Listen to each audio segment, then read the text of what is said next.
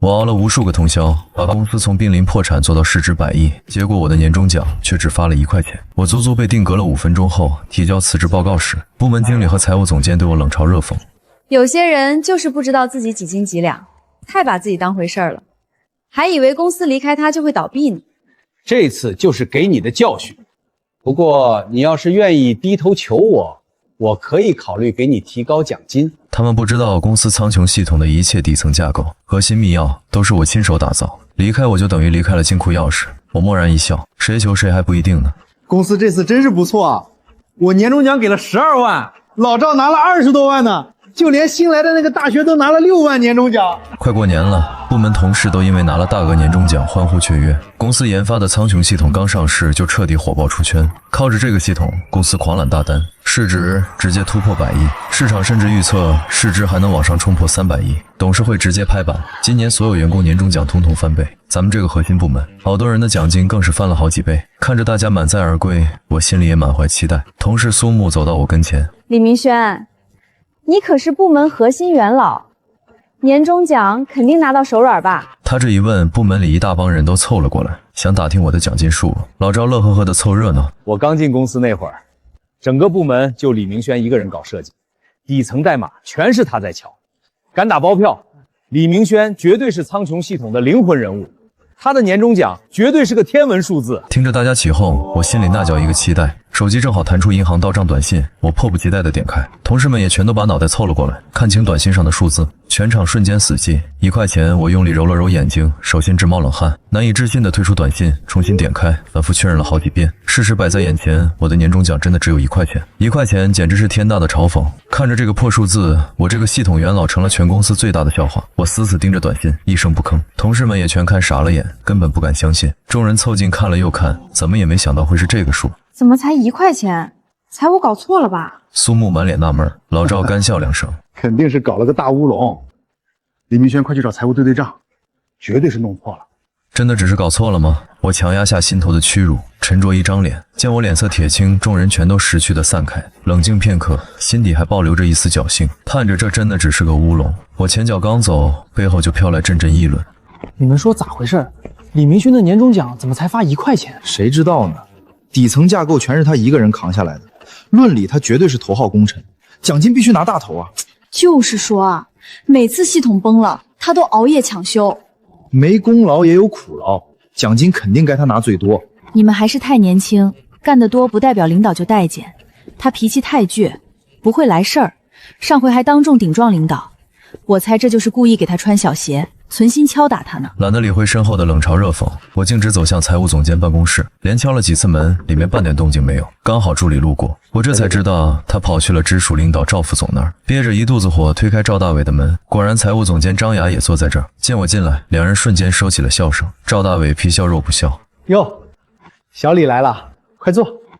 昨晚通宵修 bug， 真是辛苦你了。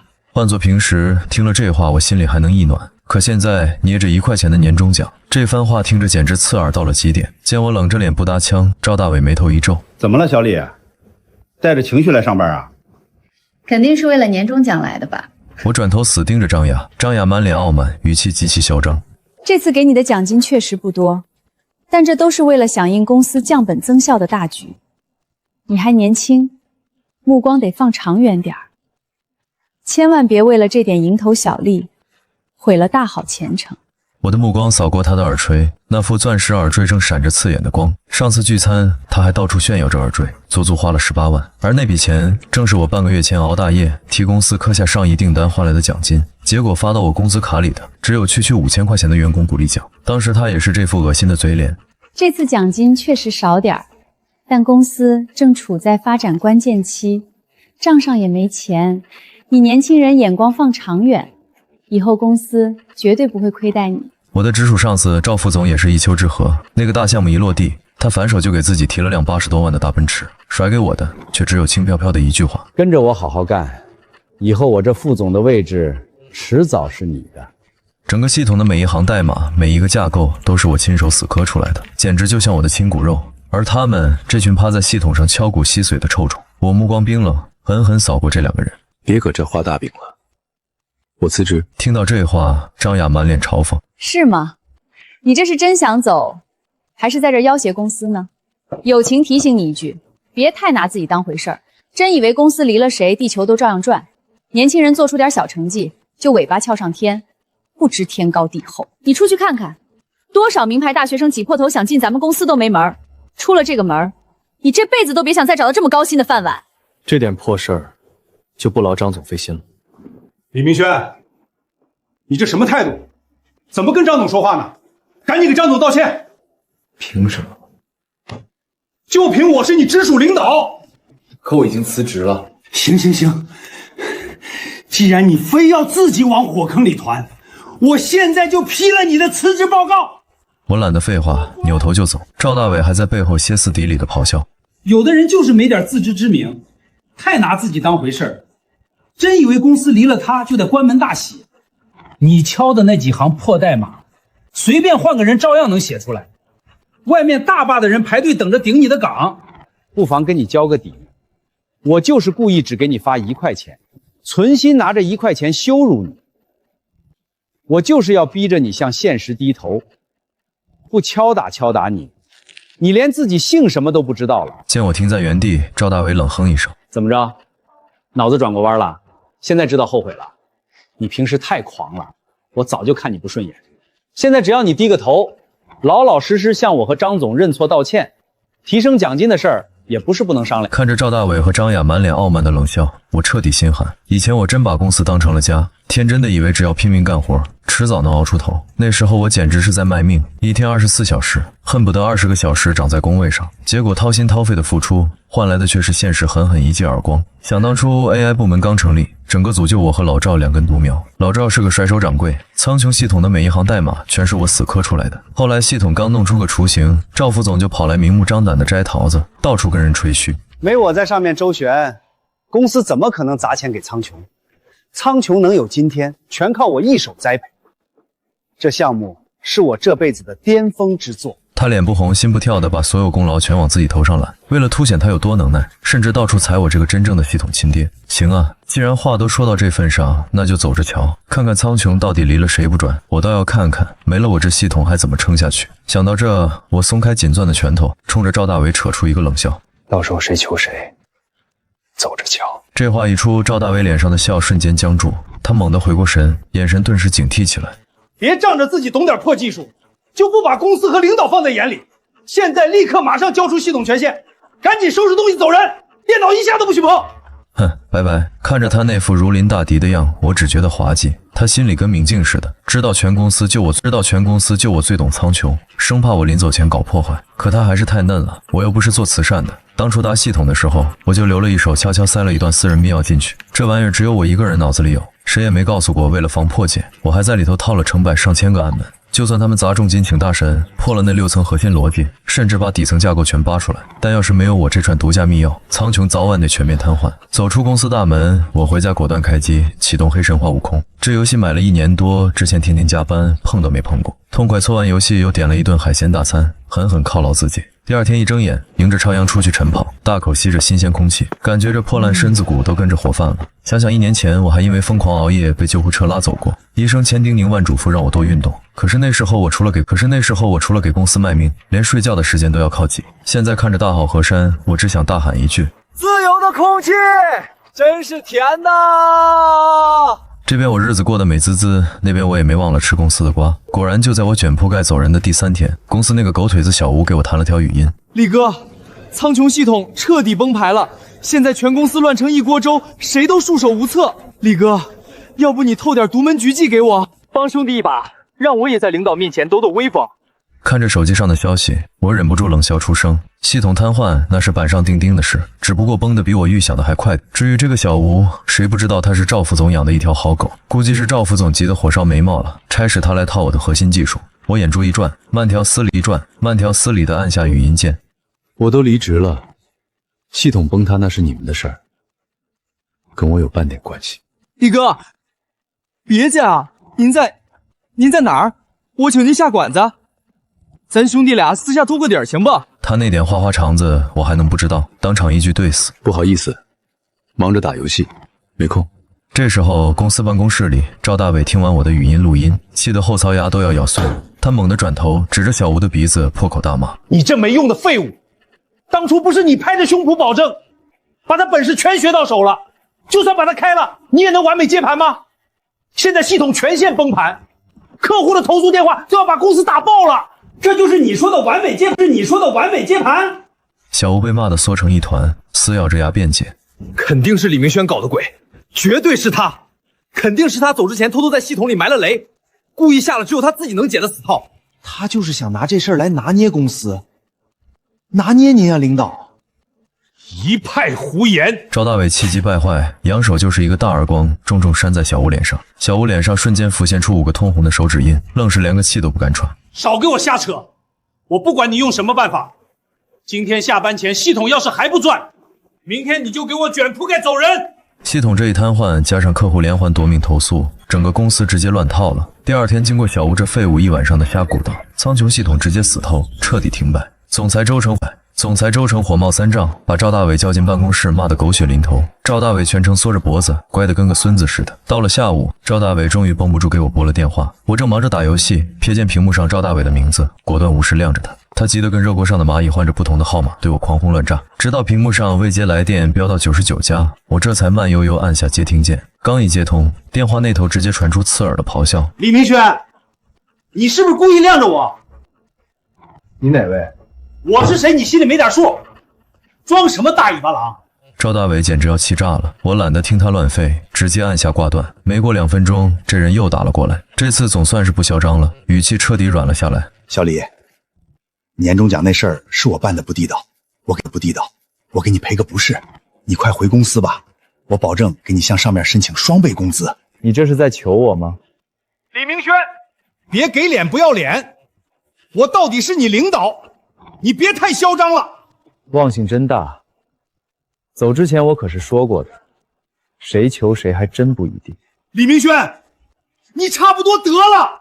你这可不是求人的态度，既然不想求，那咱就甭废话了。我毫不在意地摇了摇头，再次无情挂断，顺手将这个号码拉进黑名单。仅仅熬了半个小时，一个陌生号码又打了进来，都不用猜，绝对是赵大伟。刚一接通，里面立马传来他极其卑微的哀求声：“明轩，我真错了，算老哥求你了，你赶紧回来救火吧！苍穹一摊，客户的电话都直接打到总裁周成手机上了。今天要是再修不好，公司损失的钱简直是个天文数字。”哦，那又怎样？跟我有1分钱关系吗？我都离职了，谁还管你们破系统的死活？李明轩，我脸都不要了，低声下气的求你，你到底还想让我怎么样？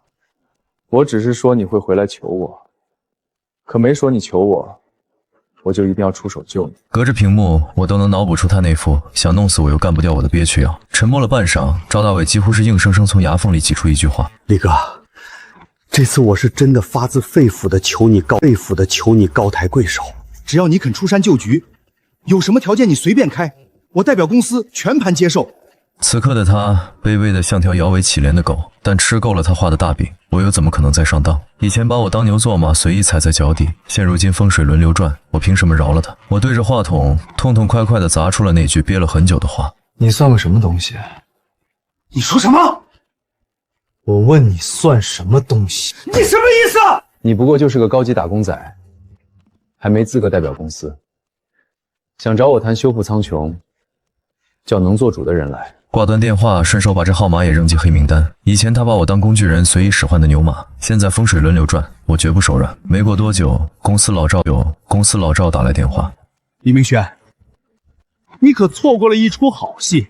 刚才周总冲进部门，把赵大伟和张雅骂得狗血淋头，这俩人互相推诿，窝里斗的场面简直太爽了。”老赵是部门2号元老，我是001号，他是002号。当初我埋头苦干写代码搭系统，他天天就在旁边端茶倒水打下手。虽然他是个老油条，但我俩处得还挺铁。听完公司这出闹剧，我话里有话：“老赵，苍穹要是真废了，你怕是得卷铺盖走人。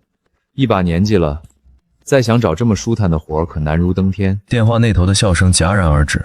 李明轩，全公司没人比我更懂你，别人不知道我门儿清，苍穹每一行代码，每一个补音全是你亲手弄的，整个系统就是你的私人定制，只要你肯出马，绝对能满血复活，对吧？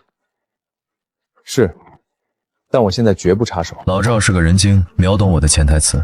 以后公司有任何风吹草动，我随时向你汇报。老赵混归混，极懂人情世故，绝不乱说话。汇报俩字，直接把身段放到了下属的位置。我听出了他的投诚之意。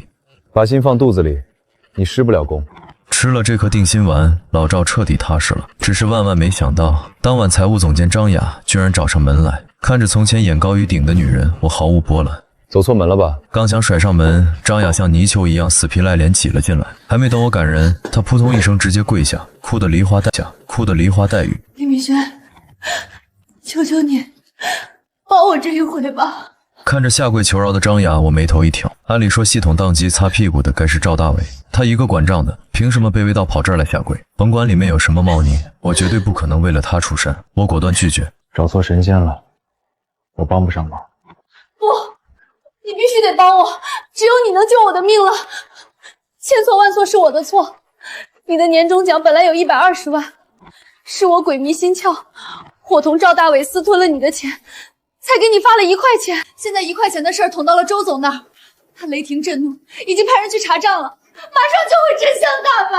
听完这番话，我心里猛地一震，果然是这俩吸血鬼联手做的局。张雅见我眼神如刀，连滚带爬凑过来，死死抱住我的手，大哭。李明轩，求求你，现在只有你能保我，只要你点头回去修系统，周总或许会看在你的面子上放我一马，不然我这辈子就全毁了。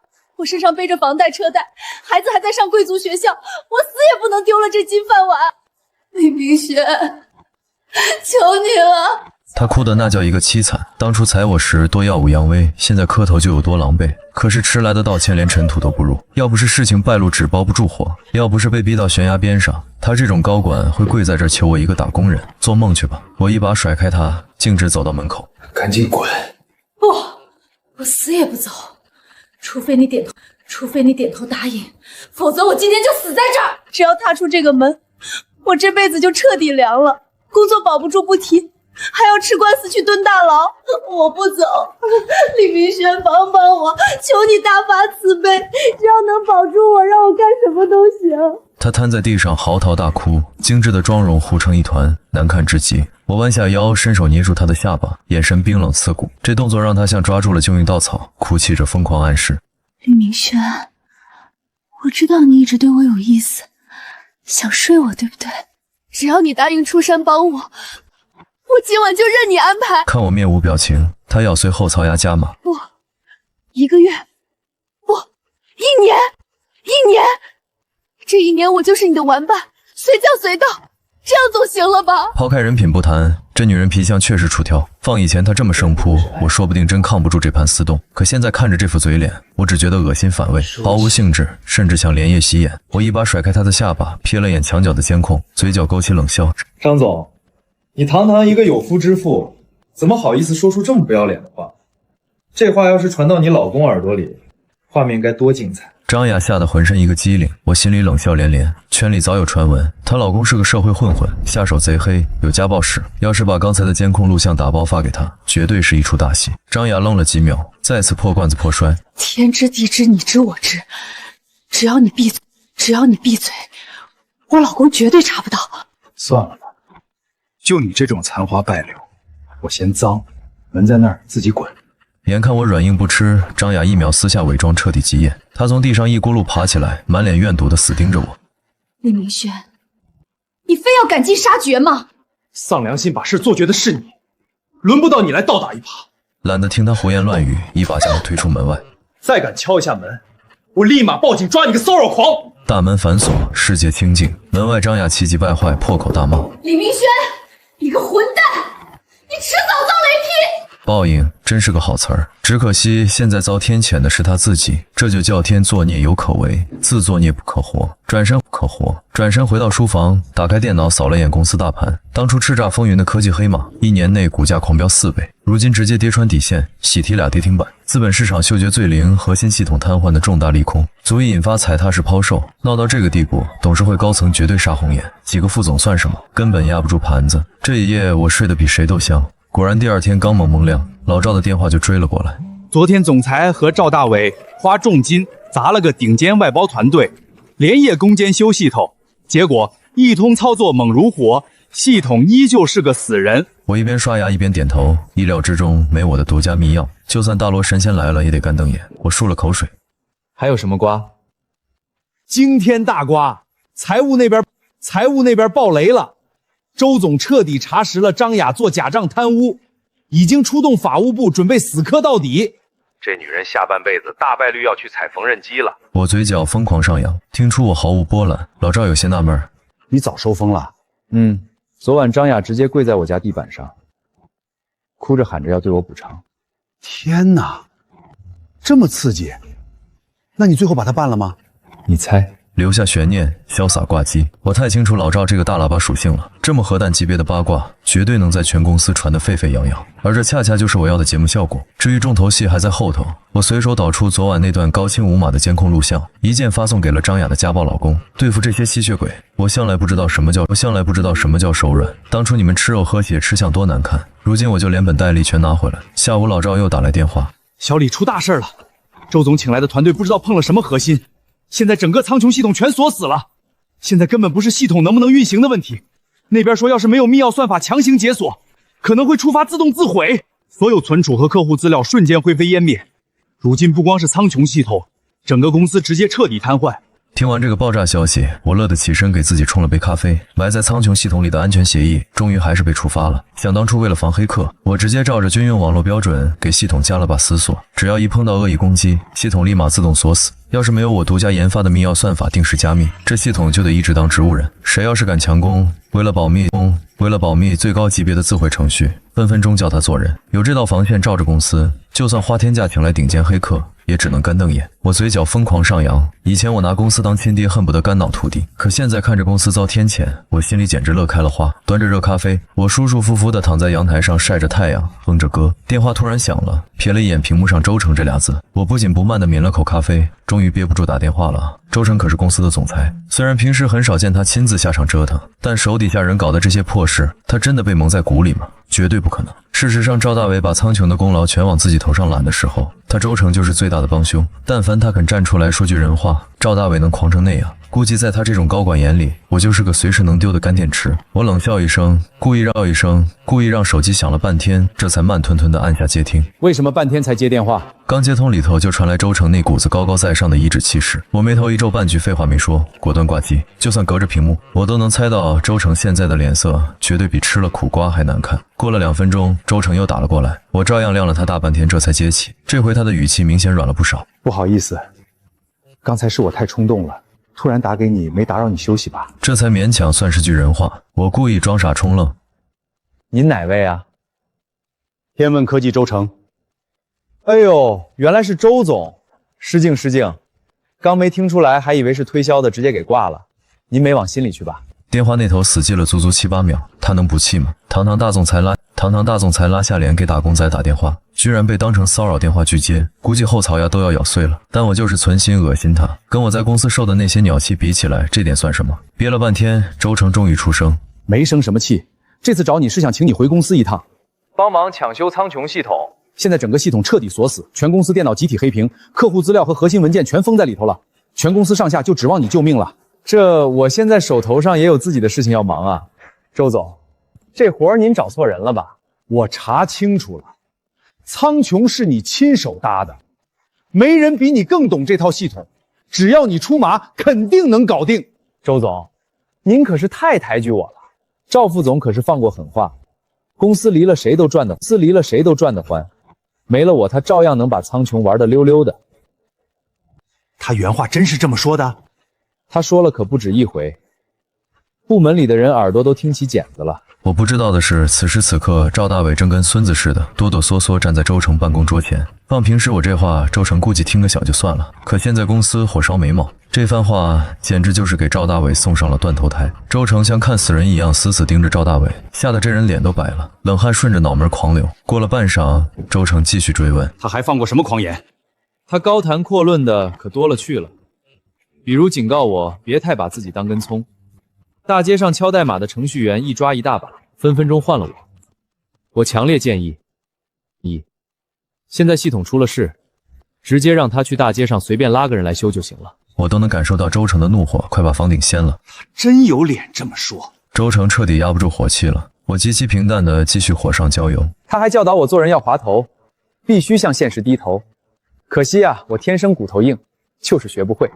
所以周总，系统瘫痪这锅您还是扔给赵大伟吧，他那么神通广大，肯定能摆平。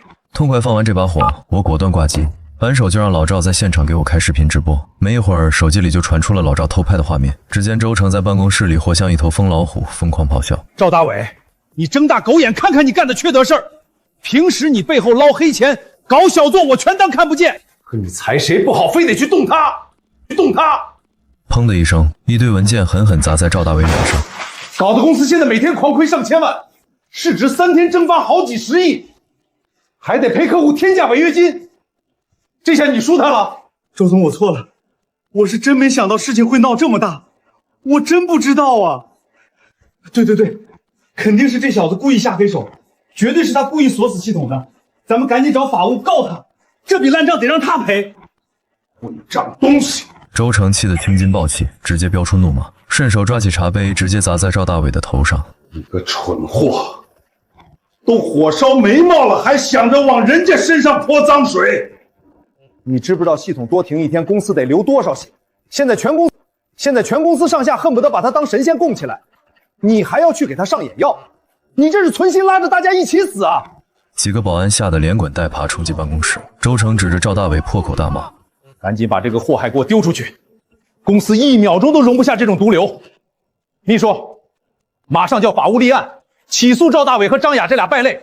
公司亏的钱全从他们身上扒下来。”赵大伟眼珠子都快瞪出来了，猛地甩开保安：“周总不能啊，卖了我也赔不起呀！您这是要我的命啊！”滚！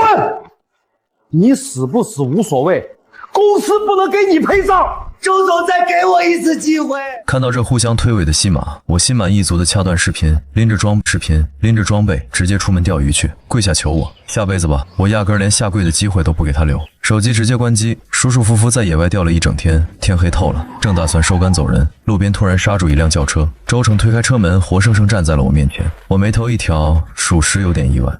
找人的本事挺大呀，这都能找到。你倒是好兴致，知不知道你在这钓一天鱼，公司得蒸发多少钱？关我什么事儿？就瘫痪这几天，公司市值狂跌60个亿，违约金和索赔款已经干到了15亿。周总耳朵不好使，听不懂人话是吧？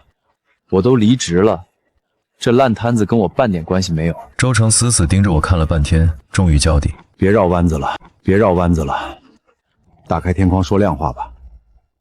多亮？开个价吧，怎么才肯出山修系统？其实这价码我早就盘算好了，但我绝不限量底牌，必须让他求着送上来。我面无表情地冲他竖起5根手指。周成长叹一口气，开始卖惨：是我瞎了眼，信错人。公司确实亏待了你，50万，我出了。我满脸戏谑地看着他。周总搁这儿跟我讲冷笑话呢。要是您觉得我就值这区50万，那就拿着这点碎银子去大街上另请高明吧。周成眼角猛地一抽搐。你胃口这么大，难道要500万？懒得废话，我转身抄起渔具，直接上车。他慌了。你疯了？难道想要5000万？拿5000万换100多亿，亏吗？周成彻底急眼，狂吼道：“5000万，你做梦去吧！”是吗？那就等着瞧呗。这种敲诈价码，公司绝对不可能出，这行也没这种规矩。既然周总觉得我值不了这个价，那就请回吧。赶紧去凑那10几亿的违约金去吧。话音刚落，这个平时颐指气使的大总裁眼神瞬间黯淡，彻底成了一滩烂泥。我一脚油门扬长而去，半秒都没多留。毕竟跟这种破公司多耗1秒钟都是对我的极大侮辱。第二天大清早，我照例出门晨跑，门刚打开，就撞见周成带着一帮公司高管堵在我家门口。看到我，他开门见山：“董事会批了，砸5000万，请你出山修复苍穹系统。”丢掉的尊严必须找回来。送上门的钱我当然也要赚，没一句废话，我直接上车杀回公司。一顿操作猛如虎。2个小时后，苍穹系统满血复活，全公司瞬间爆发出仙顶的欢呼声。所有人看我的眼神就像看救世主，但我心里跟明镜似的。他们激动根本不是因为崇拜我的技术，他们是在庆幸自己的饭碗保住了，高薪不用打水漂了。不过无所谓，我也一样。系统刚跑通，手机立马蹦出5000万到账的短信，钱是拿到手了，但之前丢的尊严还得连本带利收回来。庆功宴上，周成亲自端起酒杯给我敬酒。李明轩，回来吧，技术部总监的位置给你留着，我再去董事会替你申请3倍顶薪。这要是放在开除我之前，周成要是能给我画这么大个饼，我绝对死心塌地把他当伯乐，把公司当成自己的家。可惜啊，这大饼来得太晚了。3倍工资，总监头衔。现在的我根本懒得多看一眼，我连酒杯都没碰，塞牙缝都不够。周成和全场的人全傻眼了，都以为我喝大了在说胡话。周成强挤出个笑脸：“你该不会不知道技术总监1年能拿多少钱吧？”清楚得很。既然你知道，总不能是盯上我这个总裁的位置了吧？那点碎银子我也看不上。你到底想要什么？苍穹系统所有利润的5%。我轻描淡写的抛出王炸，周成怒火冲天：“你说什么？”别激动，这不是工资，也不是提成，是你们白嫖我系统的专利费。周成咆哮着，狂拍桌子：“李明轩，你是不是想钱想疯了？技术是你干的没错，但苍穹是公司的财产，不是你的私人物品。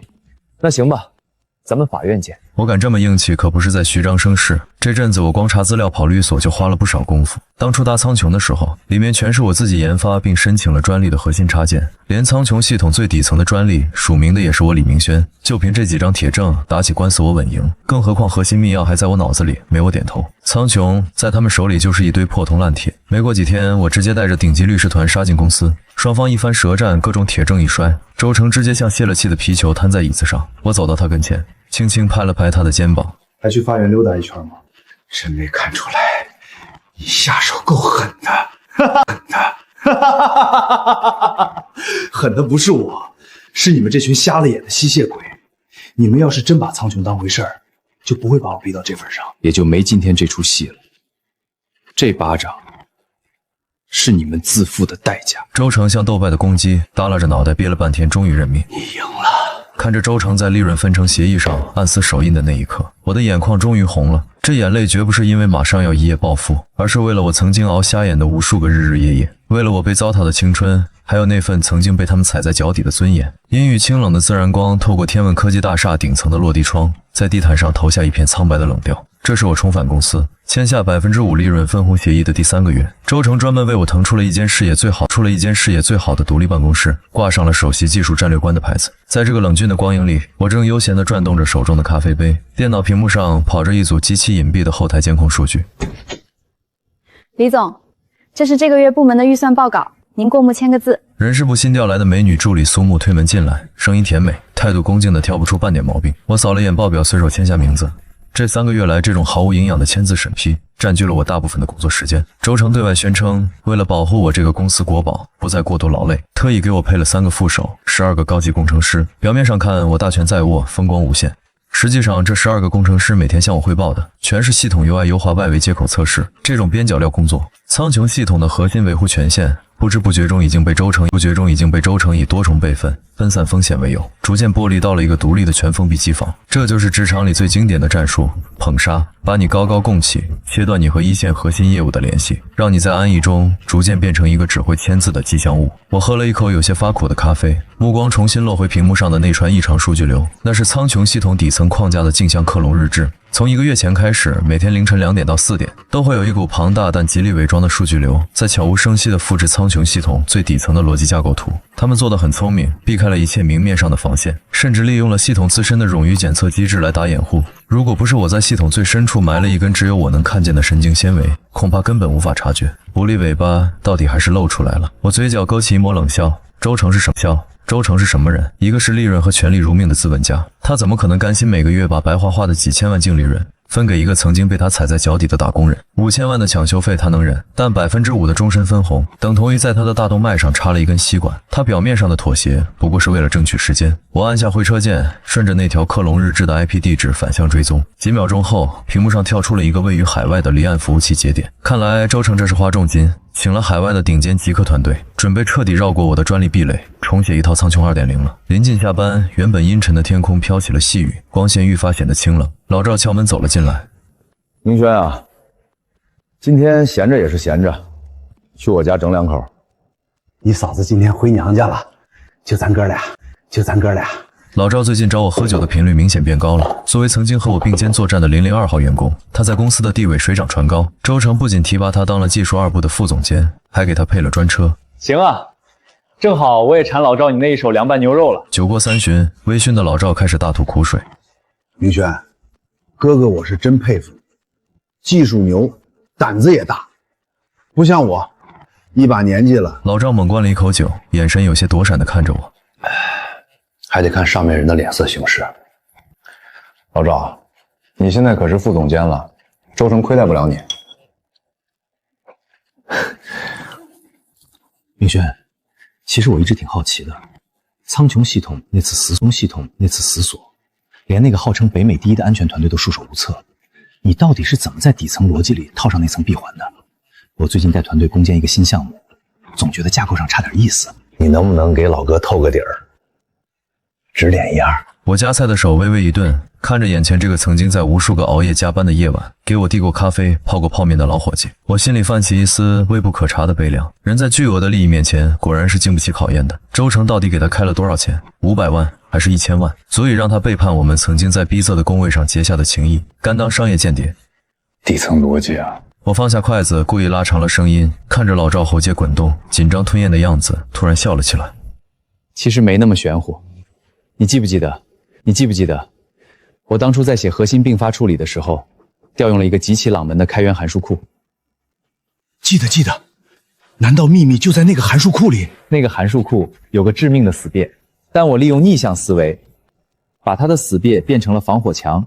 你只要在架构层引入这个逻辑模型。我随手拿过桌上的纸笔，重点是这个节点的数据溢出处理，只要把这里改写，就能完美避开我申请的专利壁垒，还能提升20%的运算速度。老赵盯着那张纸，眼珠子都快掉下来了，呼吸急促。他死死记住每一个细节，然后小心翼翼地把纸折好，揣进贴身的口袋里。明轩，你真是个天才，哥哥敬你一杯。老赵如释重负，笑容也变得真诚了几分。我举起酒杯和他碰了一下，将杯中酒一饮而尽。老赵不知道的是，那个逻辑模型在业内被称为死亡莫比乌斯环。在小数据量测试时，它表现得如同神迹一般完美高效。可一旦接入真实商业环境，面临一击并发的庞大数据洪峰冲击时，这个逻辑环就会变成一个永远无法填满的黑洞，瞬间吸干服务器所有的算力，引发不可逆的底层思索。我给他的不是钥匙，而是一杯裹着糖衣的致命毒药。这就是我为周成的苍穹 2.0 精心准备的最高级别蜜罐。既然你们想过河拆桥，那我就亲手帮你们把桥架在万丈深渊之上。接下来的3个月，公司内部的氛围变得异常诡异。周成对我越发客气，甚至在董事会上公开表扬我对公司做出的杰出贡献。但与此同时，我签署的核心文件越来越少，属于我的技术团队被完全边缘化。老赵则成了周成面前的大红人，每天带着人神神秘秘的在独立楼层加班。业内开始有风声传出，天问科技正在秘密研发一款划时代的系统，将彻底取代现有的苍穹架构。更有小道消息称，公司高层已经准备好了一笔巨额的解约金，打算在年底将某个尾大不掉的特权员工扫地出门。所有人看我的眼神都从最初的敬畏变成了隐秘的同情和嘲弄。在他们眼里，我已经是个拿着高薪混日子的弃子，只等新系统一上线，就会被毫不留情的一脚踢开。面对这些，我每天依旧准时打卡，甚至闲暇时会在办公室里打2局游戏。但我真正的时间全花在了另一件事上，资本运作。拿着5000万现金和几个月累积下来的巨额利润分红，我并没有存进银行。我秘密联系了曾经在大学同寝室，如今在华尔街顶尖对冲基金做操盘手的死党王瑞。妹子，帮我办个离岸空壳公司，我要做空一家上市科技企业，同时还要在它崩盘的瞬间，从2级市场大量吸藏。明轩，你这是要玩把大的啊？哪家公司这么倒霉，被你这个技术狂魔盯上了？我敲下几个字发送过去。天问科技，王瑞愣住了。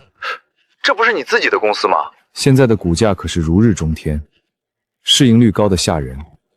正因为飞得高，摔下来的时候才会粉身碎骨。我要的不仅是让他们把吃进去的吐出来，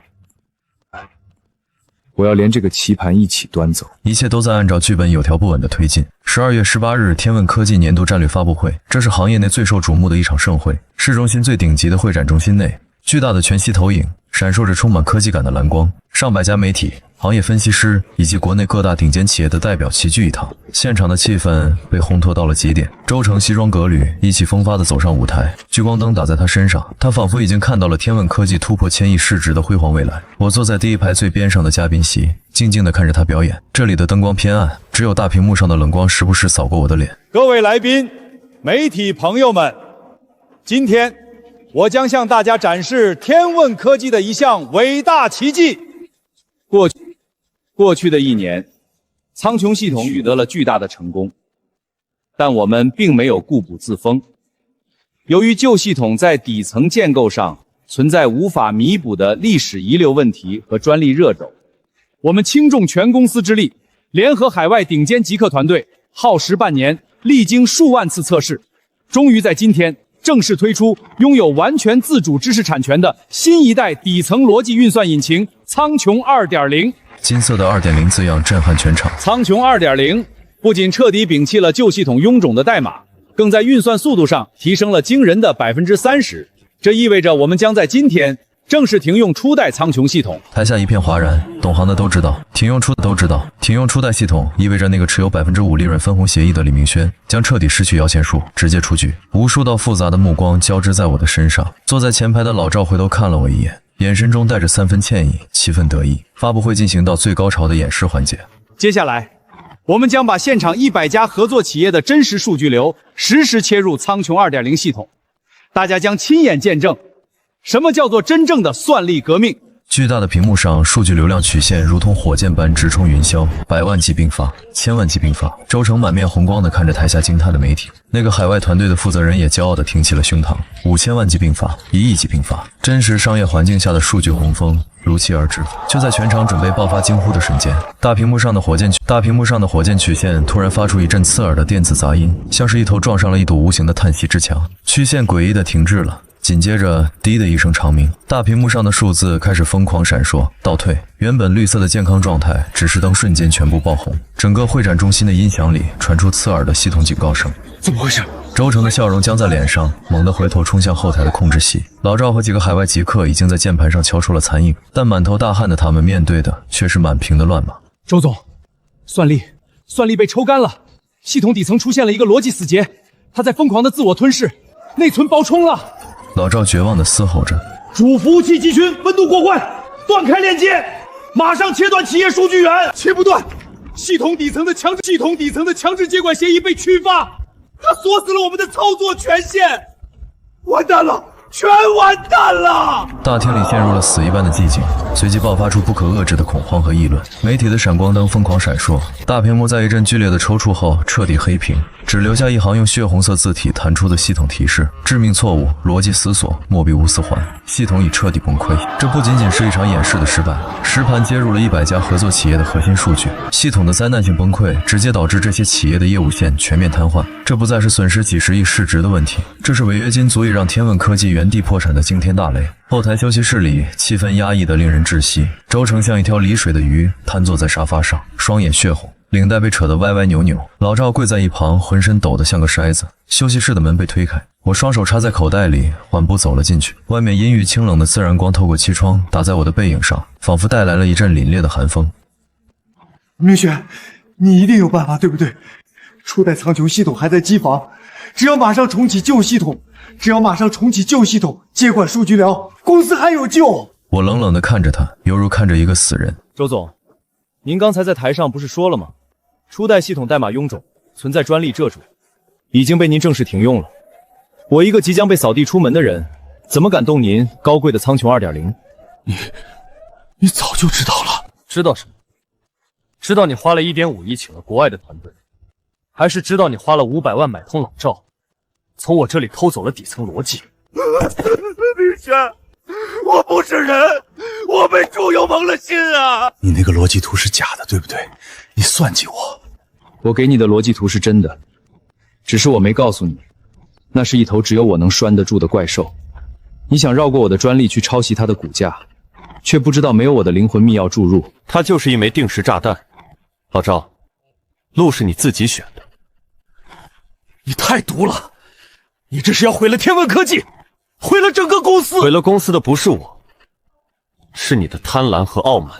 从你打算过河拆桥的那一刻始，这盘棋你就已经输了。就在这时，周成的手机疯了一样响了起来，他颤抖着接通，电话那头传来董事局主席气急败坏的咆哮声：“周成，你妈看看股市，你到底干了什么蠢事？公司的股价开盘直接崩了，现在有3家神秘的离岸基金在疯狂抛售砸盘，我们的资金链断了。”周成的手机滑落在地，我抬起手腕看了看表，时间刚好。周总，给你看个好东西。我拿出手机，点开一份电子文件，屏幕对准了它，那是一份绝对控股股权转让协议书。在你忙着搞什么 2.0 发布会的时候，我动用了一切资本杠杆，在2级市场上做空天问科技。就在刚刚系统崩溃，股价雪崩的这半个小时里，我委托的机构已经以地板价横扫了市场上抛售的大量散户筹码和几家恐慌性出逃的机构股份。我收起手机，居高临下的看着彻底石化的周成，一字一顿的宣告了这场战役的结局。加上我联合的另外2位看你不顺眼的董事董旨，现在我拥有天问科技51%的保决权。周成瞪大了眼睛，仿佛在看一个怪物。他引以为傲的权谋、资本心机，在这个绝对的技术实力和向维的资本连环杀面前，被碾压的连渣都不剩。你到底想怎么样？第一，立刻通知媒体，苍穹 2.0 是个失败的测试品，公司将全面重启初代苍穹系统，并由我全权接管。第二，今天下午3点召开临时股东大会，我只有一个议案，罢免周成的总裁职务，并追究其导致公司面临重大危机的所有法律和赔偿责任。走到门口，我停下脚步。周成，我说过，谁求谁还不一定呢。现在你可以收拾东西滚蛋了。门外阴郁清冷的天空裂开了一道缝隙，而我踩着这一地的狼藉，走向了属于我的王座。